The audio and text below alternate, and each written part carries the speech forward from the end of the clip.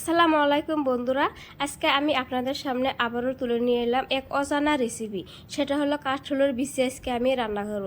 তো বন্ধুরা, আমি কাঠলের বিচি কীভাবে রান্না করি, কী দিয়ে রান্না করি, সম্পূর্ণ ভিডিওটা দেখবেন। আর যদি ভালো লাগে প্লিজ আমার চ্যানেলটা সাবস্ক্রাইব করবেন, লাইক করবেন আর আমার পাশে থাকবেন। আমিও আপনাদের পাশে থাকবো। তো দেখেন বন্ধুরা, কাঠলের বিচিগুলো আমি এই শর্তটা দিয়ে এখন আমি কুচি কুচি করে কেটে নেব। তো ফাইনালি দেখেন বন্ধুরা, কাঠলের বিচিগুলো আমি খুব সুন্দর করে কুচি কুচি করে কেটে নিয়েছি। এখানে এইগুলো যে খোসাগুলো আছে, এই খোসাগুলো এখন আমি ছাড়িয়ে নেব। তো দেখেন বন্ধুরা, আমি কাঠলের বিচির খোসাগুলো ছাড়িয়ে নিয়েছি। আর কাঠলের বিচিগুলো আমি এক সাইডে করছি আর খোসাগুলো এক সাইডে করছি। তো এখন আমি কাঠলের বিচিগুলো খুব সুন্দর করে ধুয়ে নেব।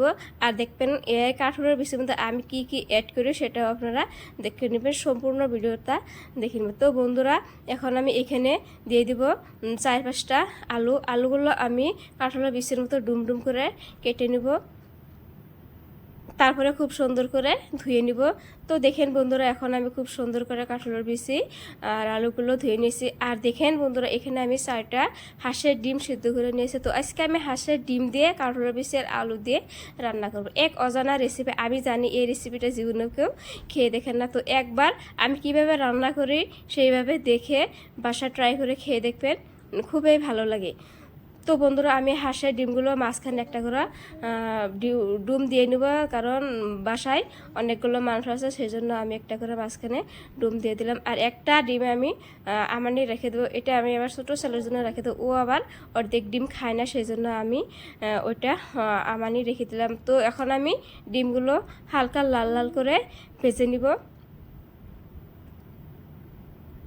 তো ডিমগুলো আমি দিয়ে দিলাম, মানে তেলটা গরম হওয়ার পরে ডিমগুলো আমি দিয়ে দিলাম। তারপরে এখন আমি লাল লাল করে ভেজে তারপরে নামিয়ে নিব।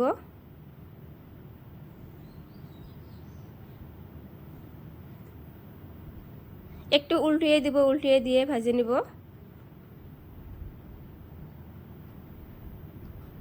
হাঁসের ডিম দিয়ে আর কাঠলের বিচি দিয়ে জীবনে কি কেউ রান্না করে খেয়েছেন বন্ধুরা? যদি খেয়ে থাকেন কমেন্ট করে জানাবেন, আর যদি না খেয়ে থাকেন ততভাবেও কমেন্ট করে জানাবেন যে জীবনেও খেয়ে দেখেন। এক অজানা রেসিপি এই প্রথম দেখে নিলাম। ফাইনালি আমার হাঁসের ডিমগুলো ভাজা হয়ে গেছে, এখন আমি নামিয়ে নিব।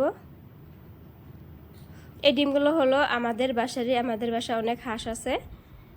তো কেউ কেউ বলতে পারেন অনেক হাঁস আছে, কেন ডিমগুলো মাঝখানে কেটে দিলেন? তো আজকে ডিমের পরিমাণটা কম আসলো, সেজন্য আমি ডিমের মাঝখানে একটা করে কেটে দিয়ে নিয়েছিলাম। তো এখানে আমি পেঁয়াজ কুচি দিয়ে দিলাম কয়েকটা জিরার গোটা, তারপরে দিয়ে দিলাম কাঠলের বিচি আর আলুগুলো যে ধুয়ে রাখছিলাম ওইগুলো দিয়ে দিলাম।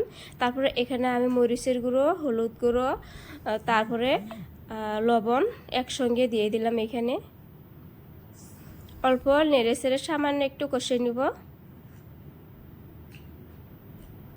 তারপরে এখানে আমি পানি দিয়ে দেব।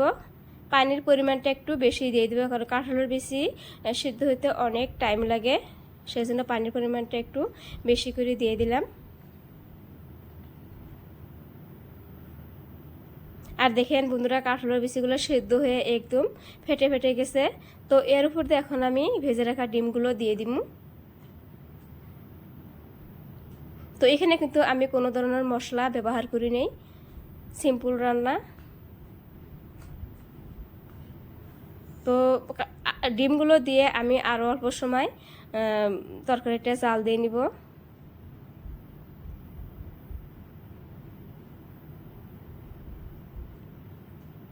আর দেখেন বন্ধুরা, সবজিটা আমার রান্না করা হয়ে গেছে। ঝোলের পরিমাণটা একটু বেশি করে রাখবো, কারণ কাঠলের বিচি আর যে আলু আছে এই দুইটা মানে ঠান্ডা হওয়ার পরে অনেক শুষে নেবে, সেই জন্য বেশি করে রাখবো। সবাই ভালো থাকবে, সুস্থ থাকবেন।